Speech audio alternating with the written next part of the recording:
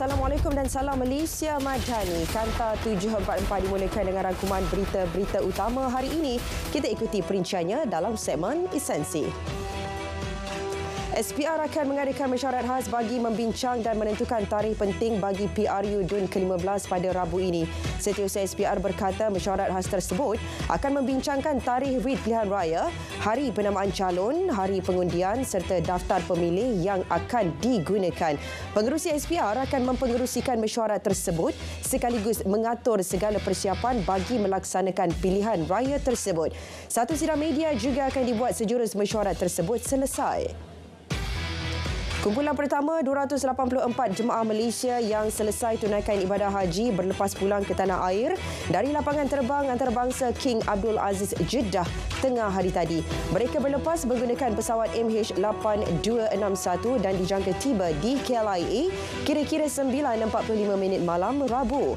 Bagi memudahkan urusan pulang, City Check-in dilaksana iaitu penghantaran bagasi untuk proses daftar masuk di maktab penginapan masing-masing. Penerbangan terakhir kumpulan jemaah haji Malaysia dijadual berlepas dari Madinah pada 31 Julai. Yang di-Pertuan Agong, Al-Sultan Abdullah Riayatuddin Al-Mustafa Billah Shah zahirkan ucapan takziah kepada seluruh keluarga 4 jemaah haji Malaysia yang meninggal dunia ketika tunaikan ibadah berkenaan. Turut menzahirkan ucapan takziah Raja Pemaisuri Agong, Tunku Azizah Aminah Maimunah Iskandariah. Sri Paduka berdua berharap keluarga mereka tabah menghadapi dugaan dan suasana pilu itu. Tiada pendaftaran diperlukan untuk menyertai skim perubatan madani. Penerima sumbangan tunai rahmah 2023 Fasa 1 layak mendapat rawatan percuma di bawah skim itu secara automatik. Skim yang bermula 15 Jun lepas merupakan inisiatif rintis kerajaan bertujuan untuk menampung keperluan kesihatan golongan B40.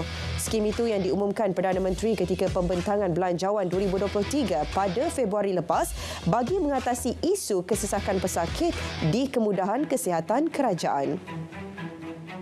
4,000 lesen vokasional kenderaan perkhidmatan awam PSV percuma ditawarkan kepada golongan B40 dengan syarat ditetapkan.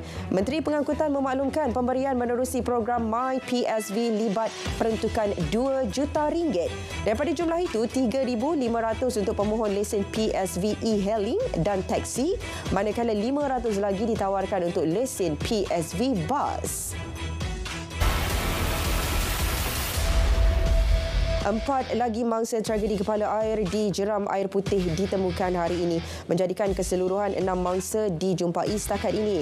Ketua Polis Terengganu berkata 4 lagi belum ditemukan dan operasi SAR ditangguhkan pukul 5 petang tadi dan akan disambung pagi esok. Beliau akui cabaran sukar seperti masalah komunikasi dan cuaca yang tidak menentu menyebabkan maklumat awal yang disalurkan kurang tepat. Laporan awal kejadian kepala air di jeram air putih dekat Cukai Terengganu dijangka siap dalam tempoh terdekat. Menteri Sumber Asli, Alam Sekitar dan Perubahan Iklim berkata ketika ini tinjauan awal dilaksana Jabatan Mineral dan Geosains di lokasi dan pihak polis sedang menyiasat. Terdahulu 10 individu daripada 9 keluarganya dilaporkan hanyut akibat arus deras kepala air pada Sabtu. Seorang lelaki ditemukan lemas ketika menjaring ikan bersama 3 rakannya di pantai Batu Satu Jalan Pantai Port Dickson semalam. Ketua Zon 2 Negeri Sembilan berkata, mangsa yang berusia 30-an ditemukan di hadapan waterfront Pulau Arang, iaitu kira-kira 1 kilometer dari pantai berkenaan. Mangsa cuba diselamatkan rakan-rakannya namun gagal berikutan ombak kuat ketika air pasang. Seorang penunggang motosikal maut selepas terperosok di bawah sebuah kereta. Kemalangan babitkan 5 kenderaan itu berlaku di Kampung Cegat Perah, Kuala Lipis, Pahang. Berampiran susur keluar lebuhraya Central Spine Road, Felda, Cegat Perah. Bomba menerima laporan kejadian kira-kira pukul 4 pagi. Mangsa disahkan meninggal dunia di lokasi dan mayat diserahkan kepada polis untuk tindakan lanjut. Siasatan kematian pasangan warga emas akibat makan ikan buntal di Keluang selesai. Esko Kesihatan dan Perpaduan berkata maklum balas daripada timbalan pendakwa raya sedang dinanti sebelum membuat pertuduhan. Menurutnya, semalam keluarga mangsa adakan sidang media yang menggesa pihak terlibat penyiasatan mengeluarkan laporan toksikologi. Jabatan Siasatan Jenayah IPK Sabah giat menjalankan risikan dan tangkapan bagi mengekang peningkatan kes jenayah pornografi kanak-kanak. Menurut Pesuruhjaya Polis Sabah, tangkapan terbaru adalah pada awal tahun ini di Putatan. Menurut laporan bahagian di11 Bukit Aman Sabah, 4 negeri keempat tertinggi iaitu Sabah menerusi jenayah pornografi kanak-kanak dengan 375 kes dilaporkan antara 2018 sehingga kini. Kebanyakan kes membabitkan mengakses bahan dalam talian dan menyebarkan video. Sebanyak 40,789 notis dikeluarkan atas pelbagai kesalahan berkaitan kegagalan mematuhi peraturan keselamatan jalan raya sepanjang UPS Hari Raya Aidiladha 2023. 201 kenderaan pula disita atas pelbagai kesalahan termasuk gagal memperbaharui perlindungan insurans dan tidak mempunyai lesen memandu. Daripada jumlah keseluruhan, penunggang motosikal merupakan paling banyak melakukan kesalahan. 1.6 juta ringgit disedia kerajaan Persekutuan bagi kerja-kerja naik taraf Klinik Kesihatan Air Hitam dan Klinik Desa Parit Hamil Yomping. Daripada jumlah itu, RM500,000 melibatkan penambahan tempat letak kenderaan dan kerja-kerja pembaikan fasiliti. Manakala RM500,000 lagi bagi baik pulih kuartus. RM600,000 lagi untuk naik taraf Klinik Desa Parit Hamil yang beroperasi lebih 60 tahun. Jumlah ketua isi rumah miskin Tegar yang berdaftar dengan e-Kasih di Kelantan berkurangan kepada 10,680 orang bermula Januari hingga Jun tahun ini. Tahun lalu sahaja 21,001 orang berdaftar dalam tempoh sama. Pengurangan itu dipengaruhi beberapa faktor termasuk pembukaan semula ekonomi selepas PKP ditamatkan 2 tahun lalu. Ia juga didorong dengan pemberian pelbagai bantuan bagi meringankan beban golongan yang terlibat. 3 beradik di Kampar yang keciciran sekolah akibat tiada dokumen pengenalan diri akan dibantu. Esko Komunikasi, Multimedia dan NGO Perak memaklumkan masalah berkenaan membelenggu keluarga itu sejak 20 tahun lalu. Ia akan diselesai menerusi kerjasama beberapa agensi termasuk Jabatan Pendaftaran Negara dan Pejabat Pendidikan Daerah. Bantuan JKM turut akan disalur kepada mereka. Perkhidmatan bas Mara Raina akan mula beroperasi di Sarawak bulan ini sebelum diperluas ke Sabah. Timbalan Perdana Menteri berkata Sarawak dipilih sebagai perintis perkhidmatan bas ini di Borneo. Ia susulan projek Lebuh Raya Pen Borneo yang hampir siap sepenuhnya. Perkhidmatan bas anti-henti ini akan membawa perubahan kepada sosioekonomi penduduk di kedua-dua negeri. Kerosakan 6 mesin pengimbas Jabatan Kastam Diraja Malaysia di KLIA mula dibaik pulih hari ini. Timbalan Menteri Kewangan berkata pembaikan membabitkan kos lebih RM1 juta dan pihak kementerian tiada halangan untuk luluskan sebarang baik pulih yang dikemuka mana-mana agensi atau jabatan. Pembaikan susulan lawatan mengejut Perdana Menteri semalam ke KLIA yang mendapati hanya 1 mesin pengimbas beroperasi. Kerajaan negeri sedang menunggu penyaluran peruntukan RM320 juta bagi menyelesaikan isu bekalan air di Sabah. Timbalan Ketua Menteri 3 berkata, tata cara penyaluran peruntukan tersebut telah diperhalusi. Inisiatif segera untuk memulih dan menstabilkan bekalan air khususnya di kawasan Kota Kinabalu, Tuaran dan Putatan sedang dilakukan. Perbincangan kerja pemasangan paip dari loji rawatan air Telibung 2 juga hampir diputuskan dan kerja fizikal dijangka dilaksana tahun ini. Melaka beri jaminan cantuan air tidak akan dilaksana di negeri itu. Ia berikutan ketiga-tiga empangan di Melaka melepasi paras 90% dan mampu bertahan sehingga November. Esko Kerja Raya, Infrastruktur, Kemudahan Awam dan Pengangkutan berkata pihaknya ada jalan penyelesaian jika paras empangan turun sehingga 85%.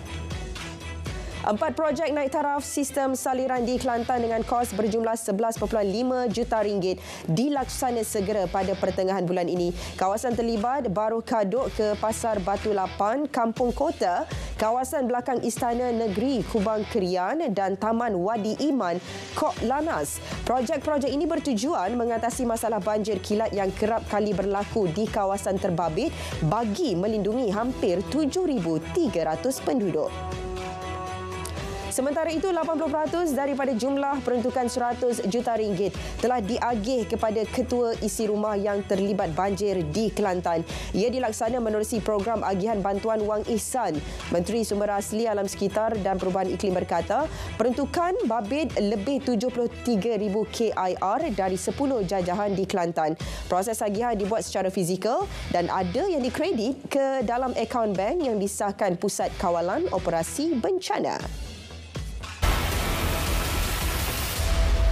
Usaha kukuhkan nilai ringgit perlukan kerjasama pelbagai kementerian berkaitan, bukan hanya disandar kepada Kementerian Kewangan. Timbalan menterinya berkata kurangnya permintaan terhadap ringgit antara faktor nilai mata wang itu merosot. Antara langkah mengatasinya menerusi tindakan proaktif bagi memastikan penggunaan ringgit diperluas dalam kalangan pelabur dan pelancong. Sementara itu, mengenai e-Belia Rahmah, Timbalan Menteri Kewangan sekali lagi menegaskan pelajar IPG tidak memperoleh bantuan berkenaan memandangkan mereka telah menerima alaun bulanan RM450.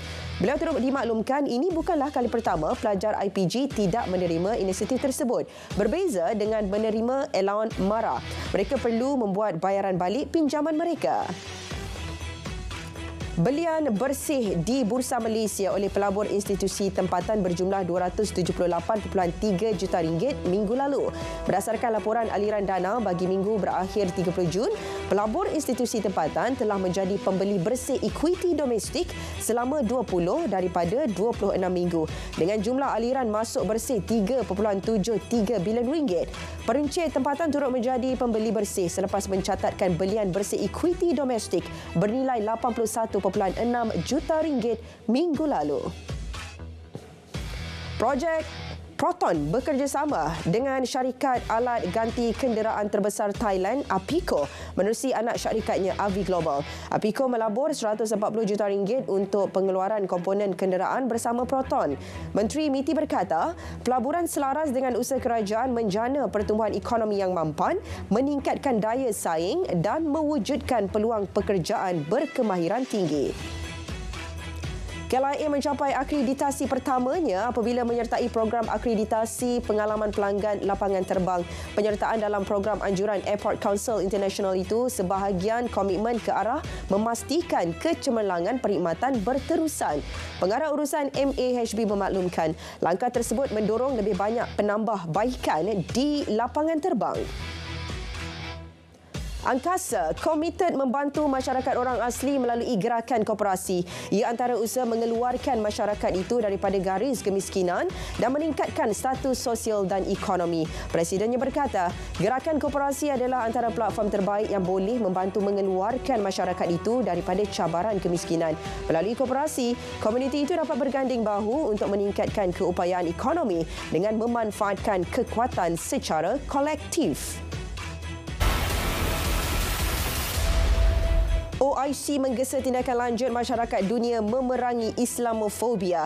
Setiausahanya berkata undang-undang antarabangsa perlu digunakan untuk menghentikan kebencian agama. Perlu ada peringatan berterusan mengenai undang-undang antarabangsa yang jelas melarang sebarang advokasi kebencian agama. Kumpulan 57 negara itu menyatakan kebimbangan terhadap peningkatan diskriminasi dan keganasan terhadap Islam. Tentera Israel melancarkan serangan udara ke atas bandar Jenin di Palestin menyasarkan infrastruktur penduduk Palestin. Serangan udara itu yang mengakibatkan sekurang-kurangnya 5 warga Palestin terbunuh. Serangan besar-besaran itu dinamakan dengan kod rumah dan taman. Bunyi tembakan dan letupan kedengaran di seluruh bandar. Kamp pelarian Jenin yang disifatkan oleh tentera sebagai kubu kuat pejuang Palestin juga menjadi sasaran serangan. 2 terbunuh manakala 28 cedera dalam kejadian tembakan besar-besaran di Baltimore, Maryland, Amerika Syarikat. Polis masih menjejaki penyerang berkenaan. Panggilan mengenai kejadian diterima kira-kira 12.30 pagi waktu tempatan. Pesuruhjaya Polis Baltimore berkata, motif jenayah masih belum dapat dipastikan. Datuk Bandar Baltimore menyifatkan tindakan penyerang sebagai melulu dan pengecut. 4 orang cedera akibat satu letupan di sebuah bangunan di pusat bandar Tokyo hari ini. Letupan menyebabkan serpihan berselerakkan di persimpangan jalan dan asap tebal naik ke udara. Rakaman menunjukkan api dan asap keluar dari tingkap 2 sebuah restoran di kawasan Shimbashi. Jurucakap bomba menyatakan bunyi letupan kedengaran dan 32 buah truk bomba berada di kawasan kejadian. Rusuhan berhubung kekejaman polis di bandar-bandar seluruh Perancis membawa kepada penahanan sekurang-kurangnya 700 penunjuk perasaan. Paris, Marseille dan Lyon antara bandar yang paling terjejas. Perdana Menteri berkata 45,000 anggota polis dan bomba telah ditempatkan di seluruh Perancis bagi mengawal ketegangan. Pada Sabtu, Presiden Perancis membatalkan lawatannya ke Jerman berikutan pergolakan politik. Kanta 744 berakhir di sini. Menyusul selepas ini berita perdana bersama Fatil Hidayat Ghazali dan Fiona Burnett untuk paparan lebih komprehensif. Malaysia Madani, tekad perpaduan, penuhi harapan.